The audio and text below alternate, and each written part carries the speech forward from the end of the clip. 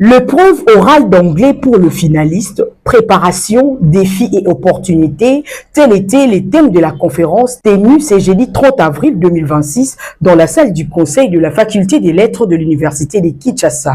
Corps scientifiques, autorités académiques, étudiants et élèves étaient tout oui pour comprendre l'importance de cette épreuve orale nouvellement instaurée sur décision ministérielle.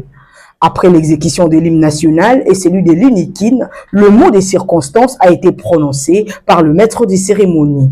La conférence proprement dite a ensuite débuté avec 3 intervenants. Le premier, l'inspecteur principal d'anglais, Bruno Kasuku, a succinctement parlé de l'importance de l'épreuve orale d'anglais lors des examens d'État.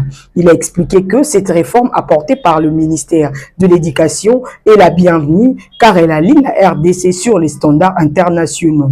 Le professeur d'anglais et président fondateur de la structure Action, Nouvelle, Gratuité et Enseignement, le professeur Mwakanzala Siza a axé son intervention sur 2 aspects, l'aspect préparatoire et l'aspect évaluatif. Pour le premier, les enseignants doivent accompagner les élèves par la maîtrise de la méthodologie et l'usage des documents authentiques.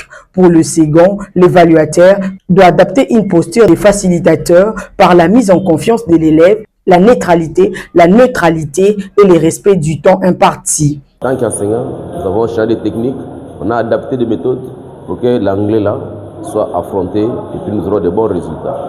Alors, l'aspect aussi évaluatif, j'ai souligné que les évaluateurs qui vont avoir les finalistes, c'est mercredi 7, qu'ils ne se présentent pas aux gens qui viennent pour combattre les élèves, qui se présentent comme des collaborateurs, comme des facilitateurs, que ce ne soit pas un moment de règlement de compte, que ce ne soit pas un moment pour faire pour les élèves qu'ils connaissent mieux l'anglais, qu'ils donnent les élèves un climat qui peut les faciliter, de transmettre ou de répondre à leurs questions, faire avoir les exactitudes et ce qui se passe comme évaluation. Le troisième intervenant, l'orateur principal du jour, le professeur ordinaire Raymond Sangabaou, a d'abord remercié l'auditoire d'avoir répondu présent avant d'illustrer par des anecdotes l'importance capitale de l'anglais dans le monde actuel. Nous avons répondu à cette invitation pour représenter notre autorité. Le thème nous a beaucoup intéressés, surtout dans sa partie défis et opportunités.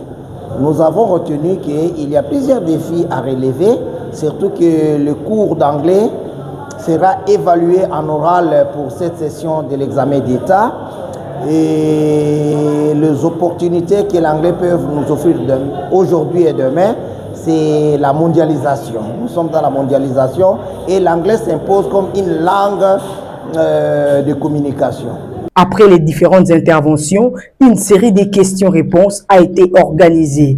Conférenciers et participants ont brillamment échangé les idées.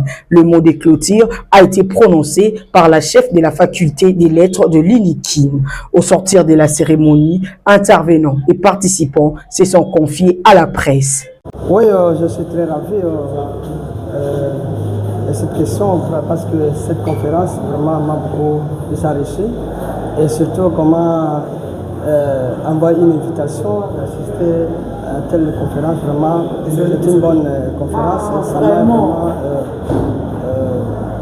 ça m'a vraiment enrichi. Et je suis très content, je pense que par rapport à ce que nous avons eu, c'est à nous maintenant, ça reste maintenant l'applicabilité. Nous allons appliquer ça au lieu où nous enseignons. En sa qualité du président fondateur de la structure Action, Nouvelle, Gratuité et Enseignement, Ange en sigle, le professeur Mwakanzala Siza mène une lutte noble pour garantir un présent et un futur meilleur au secteur de l'éducation. Que cela soit que les étudiants, que les élèves maîtrisent l'anglais.